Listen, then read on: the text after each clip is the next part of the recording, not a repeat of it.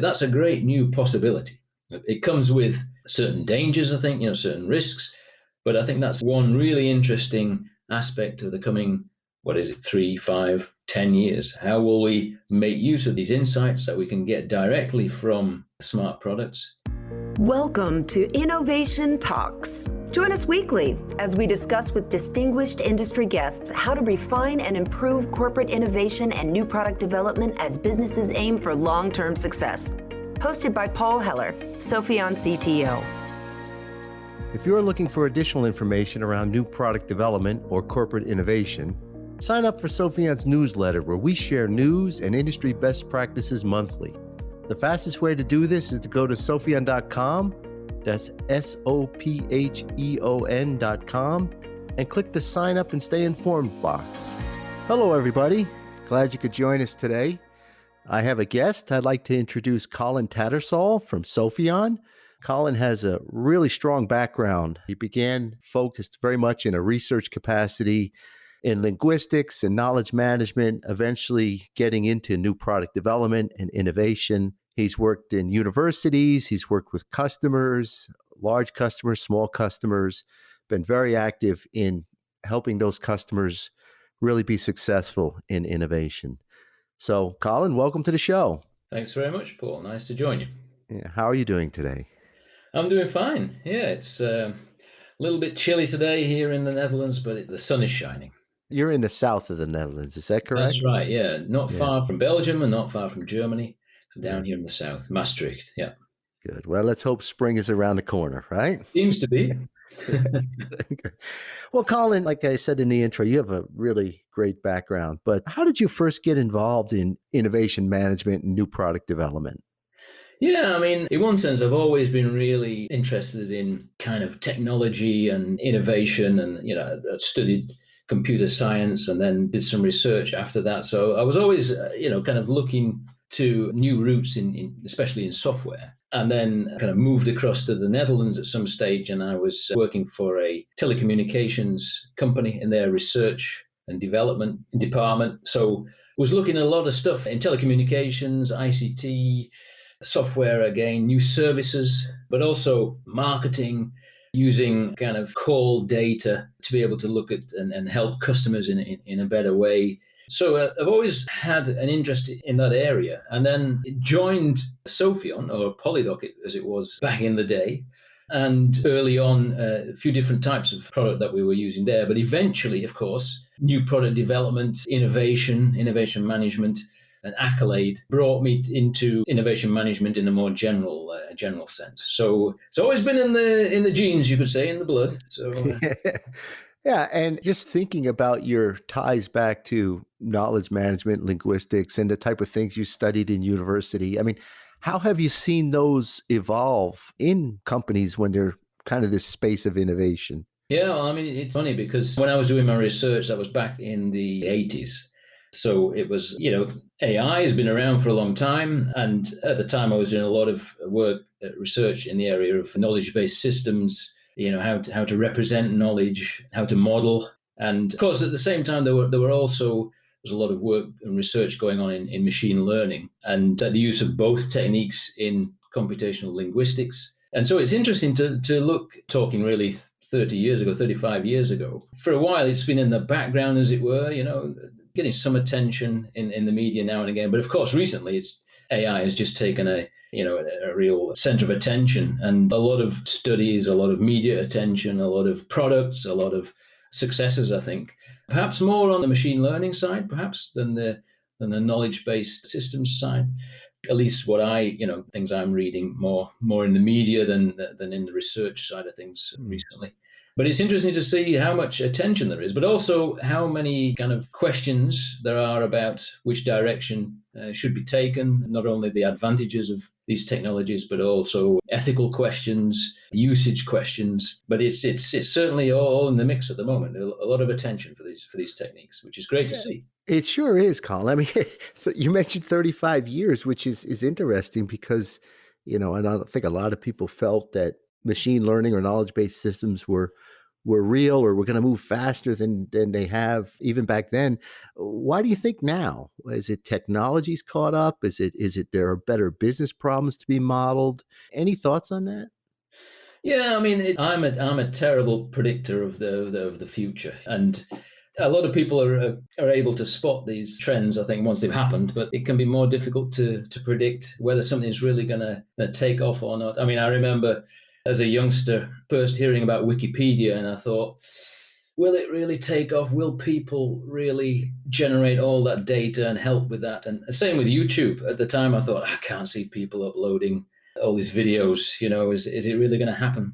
But of course, these techniques, people and tools collaborating on creating data, linking things together, that's at least the way I look at things. That's made a huge difference in just being a lot of data around there, data which is kind of linked together, data which is described, which is tagged, and which has generated these larger bodies of data, bodies of information, which then can be used for all kind of purposes. And I think that's helped. That's created corpus of data which there wasn't there so much 35 years ago, 20 years ago. But if you look, 10 years ago, 5 years ago, there's just huge amounts of data. And everything we do, of course, is generating more and more. And that can be used to feed various machines, to have them learn and so on. So I think that's been a huge difference, just the amount of data we've got, its interconnectedness, and also the fact that it's getting labeled and tagged and made in a way almost without us knowing it, which is able to then be used for all kinds of different purposes. Well, don't ever feel bad about not being able to predict the future. A very famous person once said, I can't ever see more than a handful of people ever using a computer. So, there's been plenty of misrepresented or wrong predictions out there. So just go on and enjoy the ride. Yeah, that's right. Well, Colin, share a success story about, you've seen a lot of different types of innovation, personally been involved in or have watched or seen or studied. Any particular one stick out as a success story that you like to reference?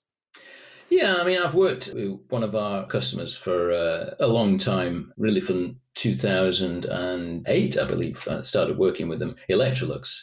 And they are, first of all, if I kind of step out of my professional life, just here at home, we've got a number of their products. They've got all kinds of different brands. People don't often know that they bought an Electrolux product, which is AEG is something that is a brand here in the Netherlands that we've got quite a few of their products. And I think Zanussi is also one of their brands and so on. People may know those brands.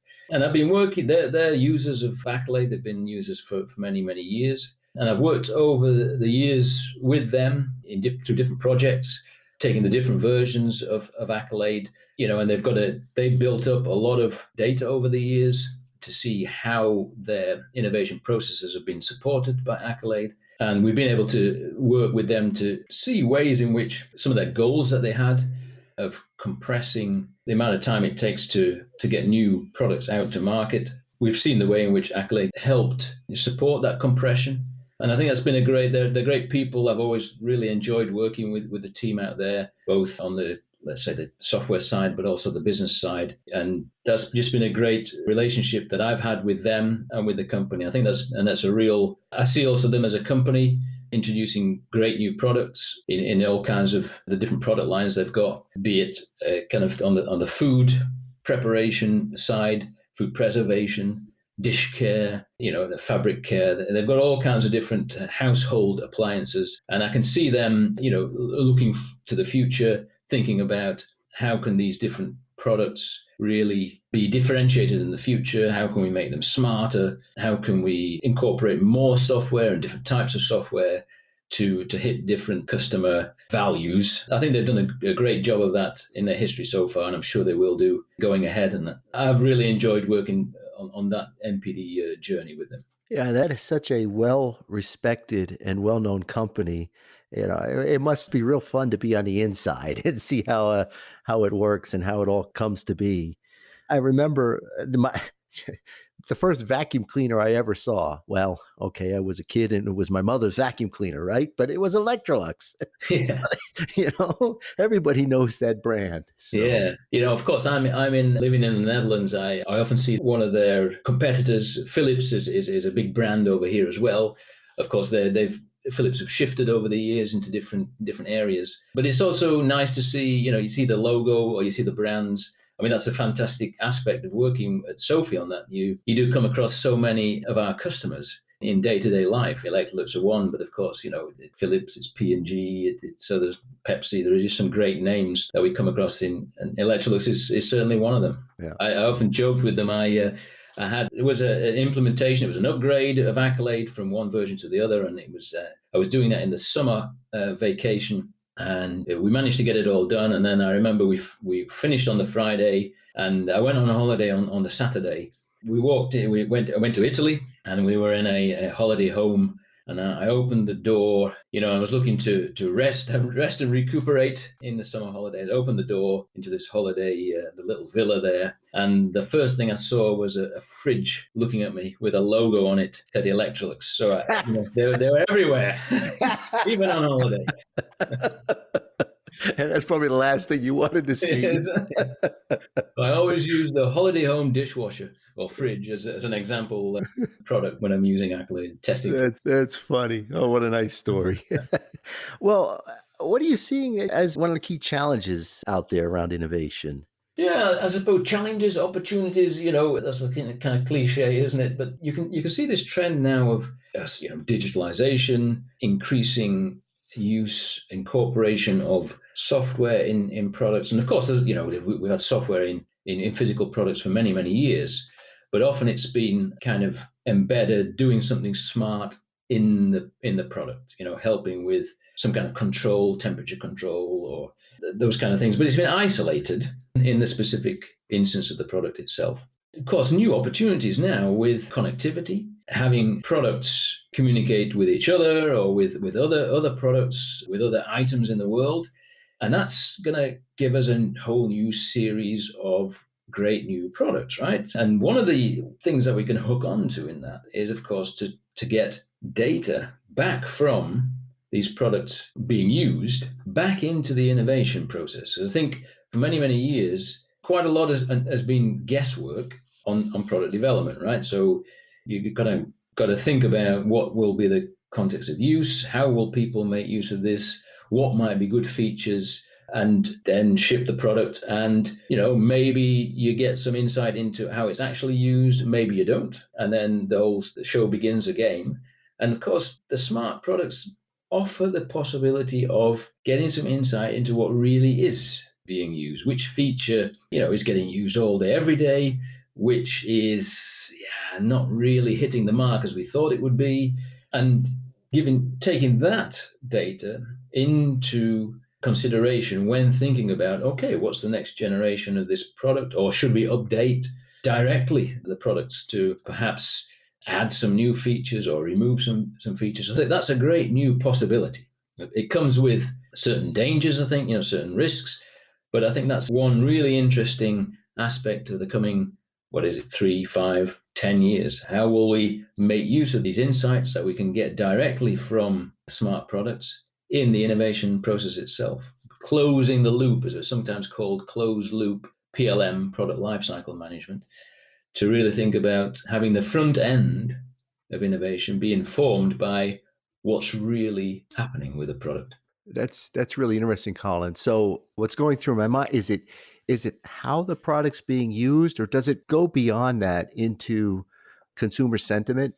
I think there are all kinds of things, and of course, many, given my predictive capacity with you, many I'm not even thinking of course, at the moment. But I think it can just be simple things like, when is something switched on, or when isn't it? It could also be, when does something crash, or not, we get software problems. When is this, or when is it happening in combination with things? It can also be, is something getting a thumbs up or a thumbs down associated with the product itself? Maybe you can give the washing machine a thumbs up and we'll get that data back. Or when is it being recommended as well? There's a whole wealth of information which I think will help product managers product line directors see how we're on the right track with this generation of products, or we haven't yet hit the mark. Let's try something different. Boy, I can think of the possibilities. I mean, if you have more than one product, but you have a set of products, let's say, that are connected. I'm thinking of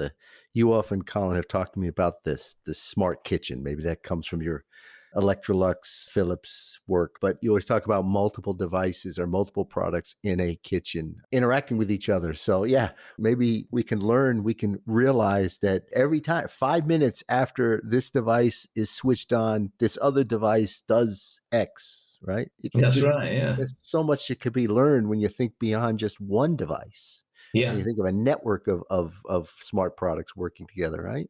Yeah, I mean, and there's and some of these, of course, are imagined use cases where we don't know whether they will or won't take off. But I mean, of course, you've got the refrigerator with the camera, or at least some sensing devices which know what's in the refrigerator and are able to then, if you know what other devices, what have you got, a kitchen mixer, have you got a cooker, microwave, you can then come up with a recipe based on what's in the fridge and what your cooking apparatus is. So you can almost generate a sequence of steps, mix this and then put it together with that, etc. So I think when you've got numbers of devices cooperating, and we can think broader than the home, of course. We're getting that with cars. If you think of the kind of Tesla capabilities and its interaction with traffic lights and its interaction with other cars. So I mean, there are just hundreds and thousands of possibilities, right?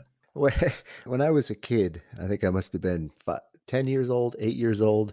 I used to draw on a piece of paper, I drew a map with roads and streets, and I had cars, and in my little drawing, they were all talking to each other. There were no traffic lights. And then, of course, I didn't do anything with that idea. Obviously, other people did, and they a lot more wealthy than I am.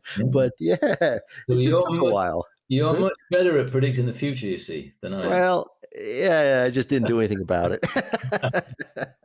Colin, are there specific? I mean, I know you've worked in chemical industries and food and beverage. You've done a lot more than just consumer appliances in your background.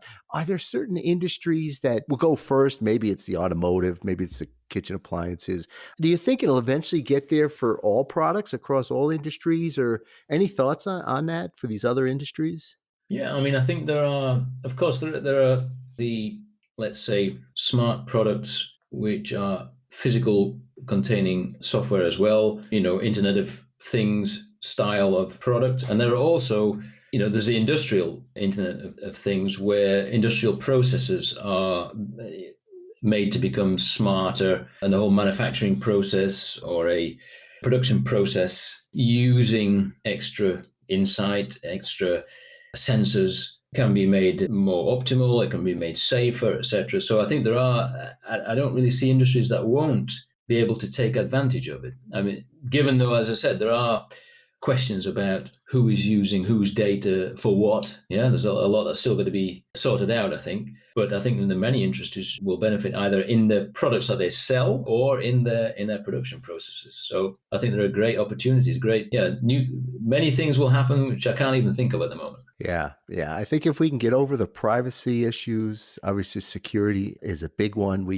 Every day, I think I've read twice now in the past week that I think it might have been Facebook. I forget who it was. All the data is out there, the users in the password, not passwords, but emails. And, it's just so difficult to protect data these days. So that'll be a challenge for us. That's right. I think that must be a huge question for our customers as well about, and there are many aspects to it, of course. One is, how do we kind of arrange with our customers, so the customers of our customers, contractually, which data is going to be shared and for which purposes and how, etc. I was just thinking the other day, I have for my car, I've signed or pressed a button which said, yes, you can use my data, but I'm not sure I've done that yet for anything in the kitchen. But there'll have to be some kind of regulation of, yes, you can use my data for these purposes. Yeah, maybe to improve the safety of cooking or to get extra tips in cooking and that kind of thing. But then there's also the consequences. So customers have got to arrange that.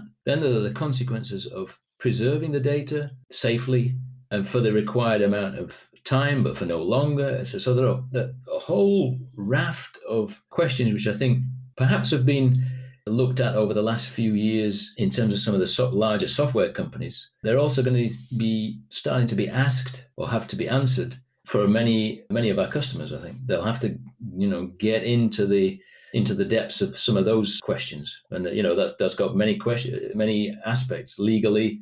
I think also commercially, how far do you go in using customer data? How do you ensure that it's completely anonymous? There always seem to be people who can somehow combine data and figure out who someone is. So there are many aspects of it that are going to need to be ironed out very well to avoid reputational damage. That you can see what happens if you do get these leaks.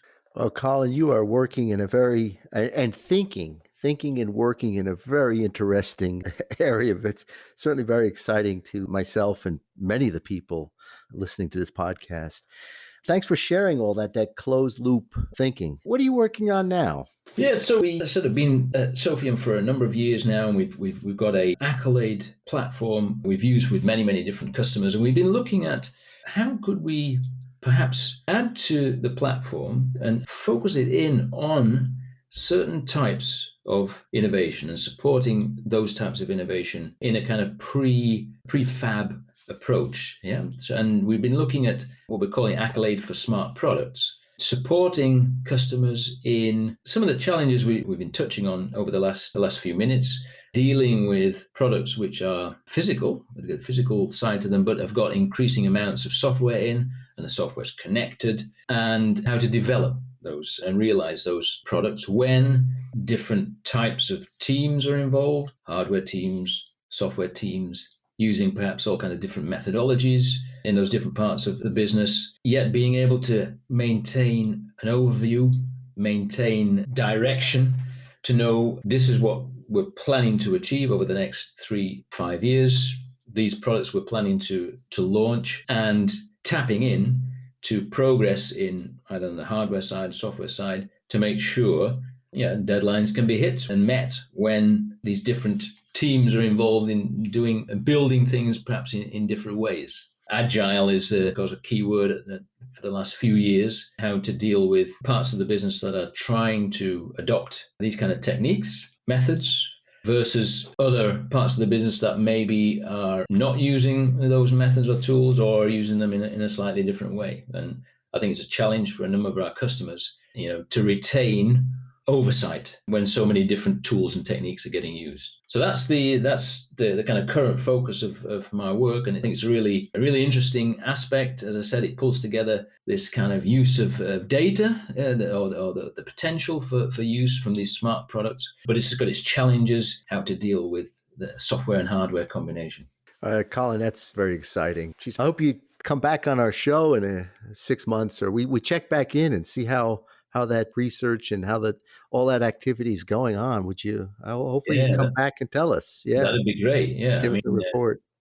Yeah, we're looking to, in fact, we just announced today the product availability. So the coming months will be really fascinating as we see it taken on by customers, and then we'll hear their stories. We'll see the way that they would like to see our product, Accolade for Smart Products, evolve. And then we can also see, okay, are they getting to the point where types of smart products that they're delivering, are they getting the insights from the data that they are bringing it back, closing the loop in innovation, using the kind of product data, IoT data that I was just talking about earlier on.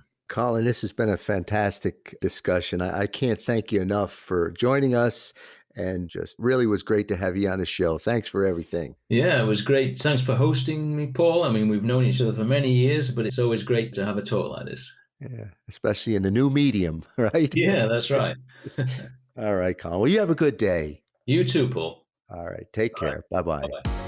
Thanks for joining us this week for Innovation Talks with Paul Heller. For additional information on today's topic, check out Sopheon.com, Sopheon.com, where you will find plenty of innovation-centric content and corporate best practices. If you'd like to discuss anything with Paul or would like to get in touch with the show, email us at talks@sopheon.com.